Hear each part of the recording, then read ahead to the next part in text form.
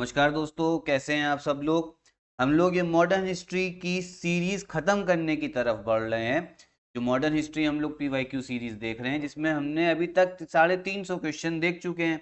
अब इसमें करीब 50 क्वेश्चंस और बचे हैं, तो ये सीरीज जल्द से जल्द खत्म होने वाली है मॉडर्न हिस्ट्री के पीवाईक्यू की।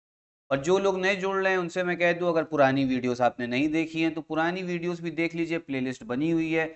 ऑर्डर वाइज वीडियोस देख के आइए और अंत तक ये सीरीज जरूर फॉलो करिएगा, मॉडर्न हिस्ट्री अच्छे से कवर हो जाएगा।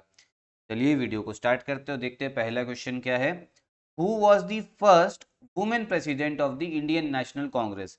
भारतीय राष्ट्रीय कांग्रेस की प्रथम महिला अध्यक्ष कौन थी? तो देखिए, ये क्वेश्चन भी काफी बार मैं पहले करा चुका हूँ। प्रथम महिला अध्यक्ष पूछा जा रहा है, फर्स्ट वुमेन प्रेसिडेंट। तो ये है आपकी एनी बेसेंट। कौन है? Annie Besant.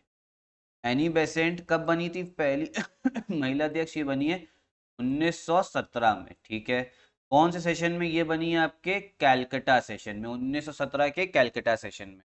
यही क्वेश्चन में अगर आपसे पूछ लिया जाए पहली भारतीय महिला अध्यक्ष कौन है, देखिए इसमें तो बोले जा रहा है फर्स्ट वुमेन प्रेसिडेंट।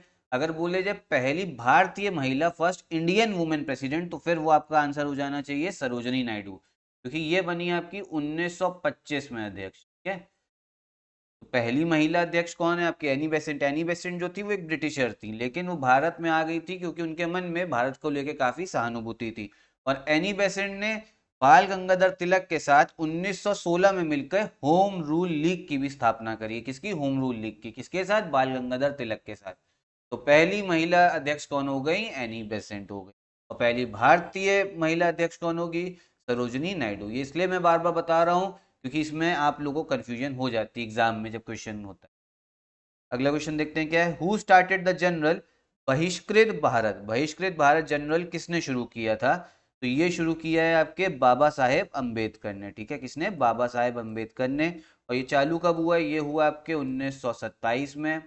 कौन सी भाषा में लिखा गया था? ये शुरू में ही लिखा गया था आपके मराठी में। ठीक है, बाबा साहेब अंबेडकर को हम लोग फादर ऑफ इंडियन कॉन्स्टिट्यूशन भी बोलते हैं। ठीक है, फादर ऑफ इंडियन, क्योंकि इन्होंने ही हमारा संविधान, जो ड्राफ्टिंग कमेटी थी, ये उसके अध्यक्ष थे। और संविधान बनाने में बहुत बड़ी भूमिका रही है डॉक्टर बी आर अम्बेडकर की, Baba Saheb Ambedkar. Forward bloc was established by? Forward bloc किसके द्वारा स्थापित किया गया था? तो ये स्थापित किया गया आपके सुभाष चंद्र बोस द्वारा। ठीक है, कब करा गया? 1939 में। देखिए था क्या, जो आपके सुभाष चंद्र बोस है, ये 1938 में भी, 1938 में भी और 1939 में भी दो बार बने कांग्रेस के अध्यक्ष। लगातार सालों में दो बार कांग्रेस के अध्यक्ष बने। लेकिन हुआ क्या, इनकी महात्मा गांधी जी के साथ में थोड़ी विचारधारा, सुभाष चंद्र बोस और महात्मा गांधी की जो विचारधारा थी थोड़ी हल्की सी अलग थी। तो इस वजह से इन्होंने क्या करा, अपने 1939 में अपने अध्यक्ष वाले पद से इस्तीफा दे दिया और एक नई पार्टी बना ली। कांग्रेस के अंडर में एक नई पार्टी बनाई, मतलब कांग्रेस पार्टी चल रही, उसके अंडर में एक अलग फैक्शन बना लिया। उस फैक्शन का या उस गुट का, उस ग्रुप का क्या नाम था? All India forward block. तो किसने बनाया? आपके बनाए सुभाष चंद्र बोस ने, नेताजी सुभाष चंद्र बोस ने। कब बनाया? 1939 में। Who was the first finance minister in the interim government? अंतरिम सरकार में वित्त मंत्री, वित्त मंत्री कौन थे? तो ये हैं आपके लियाकत अली खान। ठीक है, लियाकत अली खान। आपकी इंटरिम गवर्नमेंट बनी कब है? अंतरिम सरकार ये बनी आपकी 1946 में।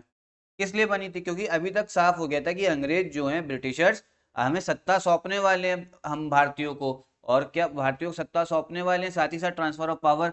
लेकिन जब ट्रांसफर ऑफ पावर होनी है, उस समय भी तो देश में कोई सरकार होनी चाहिए। अंग्रेज लोग तो चलेगा, अब देश में कोई सरकार हो, मान लीजिए अब जब ट्रांसफर ऑफ पावर हो रही है, तब क्या सारे सरकारी काम रुक जाएंगे? तब कोई एक हमें गृह मंत्री भी चाहिए, क्योंकि मान लीजिए देश में दंगे हो रहे हैं कहीं पे, तो गृह मंत्री की जरूरत है।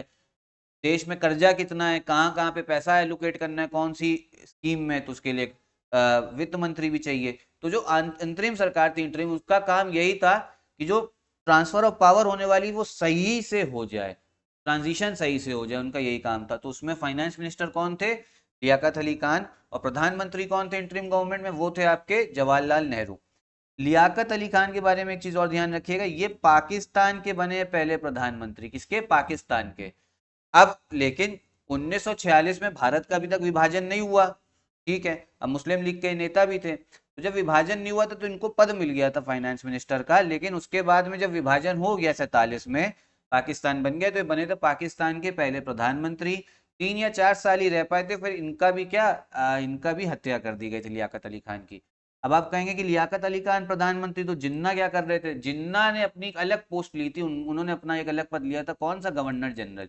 पाकिस्तान के वो बने थे कौन? गवर्नर जनरल बने थे, मोहम्मद अली जिन्ना। लियाकत अली खान पहले प्रधानमंत्री Pakistan. Who had invited Gandhi ji to come to Champaran? Gandhi ji को चंपारण आने का आमंत्रण किसने दिया था? ये क्वेश्चन भी बहुत बार कर चुके हैं, उम्मीद है आप लोग को अभी तक ये याद हो गया, और ये दिया आपके राजकुमार शुक्ला ने, ठीक है। कब गए गांधी जी चंपारण? वो गए 1917 में। भारत कब आए? भारत आए 1915 में आए। उसके बाद में गांधी जी को गोपाल कृष्ण गोखले, जो गांधी जी के आपके पॉलिटिकल गुरु थे, उन्होंने गांधी जी को ये राय दी थी कि आप थोड़े समय पहले देश को घूमिए और देश ये अनुमान लगाइए कि देश में क्या स्थिति चल रही, क्या सिचुएशन चल रही है। तो गांधी जी फिर चंपारण गए थे, वहां पे इन्होंने करा था अपना पहला सत्याग्रह, और फिर वहीं से भारत के नेताओं के सामने इनकी एक नाम प्रस्तुत हुआ था गांधी जी का, मतलब यहीं से वो मशहूर हो गए थे गांधी जी। नेक्स्ट क्वेश्चन क्या है? In which state was the first Lokayukta established? किस राज्य में पहले लोकायुक्त स्थापित हुआ था? तो ये हुआ आपके महाराष्ट्र में, ठीक है। क्या राइट आंसर है? वो है आपका सी, महाराष्ट्र, ठीक है। लोकायुक्त का काम क्या है? ये भ्रष्टाचार के खिलाफ काम करते हैं, एंटी करप्शन है, भ्रष्टाचार के खिलाफ। इनको अपॉइंट कौन करता है लोकायुक्त? तो ये करते हैं गवर्नर, ठीक है, गवर्नर अपॉइंट करते हैं, राज्य लेवल पे होता है। साथ ही साथ में कोई भी लोकायुक्त बन सकता है? नहीं, इसकी एक एलिजिबिलिटी है, या तो वो सुप्रीम कोर्ट के जज रह चुके हो, सुप्रीम कोर्ट के जज रह चुके हो वो पर्सन, या हाई कोर्ट के चीफ जस्टिस, या तो सुप्रीम कोर्ट के जज या हाई कोर्ट के चीफ जस्टिस रह चुके। तो उस जो पर्सन रह चुका होगा, जो व्यक्ति, उसी को लोकायुक्त बनाया जाएगा। पहला लोकायुक्त कहाँ बना? वो बने महाराष्ट्र में। नेक्स्ट क्वेश्चन क्या? In which position was A S Anand serving in the late 1990s? ये देखिए, ये क्वेश्चन हिस्ट्री का नहीं, पॉलिटी का है। आ गया इस पीडीएफ में, जैसे एक बार पहले पिछली वीडियो में एक में कोई सी ज्योग्राफी में ज्योग्राफी का क्वेश्चन आ गया था, तो वो भी हम लोगों ने देखा था, हो जाता है मिसप्रिंट कभी कभी। तो इस क्वेश्चन को भी देखते हैं। ए एस आनंद 1990 के दशक के अंत में किस पद पर कार्यरत थे? तो ये थे एकदम आखिर में, तो ये थे आपके chief justice of India, Bharat के मुख्य न्यायाधीश, ठीक है, ए एस आनंद। तो ये याद रखिएगा, पॉलिटी में आपसे पूछ सकता है। ए एस आनंद थे चीफ जस्टिस ऑफ इंडिया। 1990 के आखिर जो दशक चल रहा था उसमें 1998 में बने थे ये आपके भारत के मुख्य। अगला क्वेश्चन देखते हैं क्या है? निम्न में से कौन से सामाजिक सुधार विलियम बेंटिक ने प्रारंभ किए? Which of the following were the social reforms introduced by William Bentinck? तो काफी लेके आए थे। पहला तो सती को इन्होंने उन्मूलन करा, सती प्रथा का एबोलिशन ऑफ सती, ठीक है।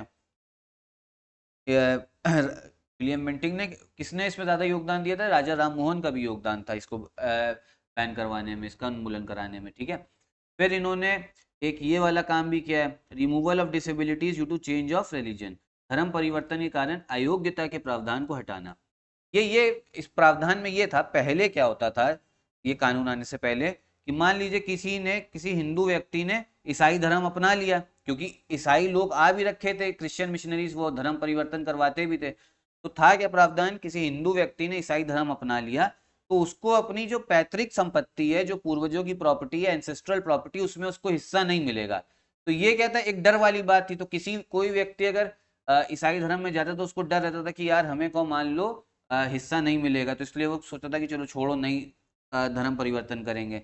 विलियम बेंटिक ने कहा कि ये वाला जो डिसेबिलिटी थी, ये अयोग्यता थी, जो उसको हटा दिया था, ताकि अब तुम जिसको परिवर्तन करना कर लो, अब ऐसी कोई रुकावट नहीं आएगी। और चौथा इन्होंने क्या काम करा? जो ठग्स थे, जो लोग लूट वगैरह मचाते थे, उनका दमन करना, ठीक है। कौन कौन सा हो गया आपका? फर्स्ट हो गया, थर्ड हो गया, फोर्थ हो गया। तो इस वजह से करेक्ट आंसर क्या होगा आपका? बी, 1, 3 एंड 4 ओनली, ये करेक्ट।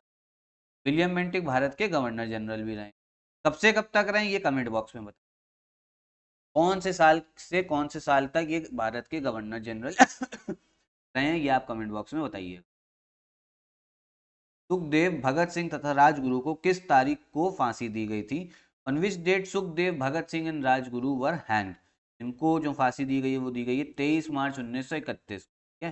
23 मार्च को हम लोग हर साल मनाते हैं शहीद दिवस। भारत में हर साल 23 मार्च को शहीद दिवस मनाया जाता है इन्हीं लोग के सम्मान में, सुखदेव, भगत सिंह और राजगुरु को। इन लोगों को फांसी कौन सी जेल में हुई थी? वो हुई थी आपके लाहौर जेल में।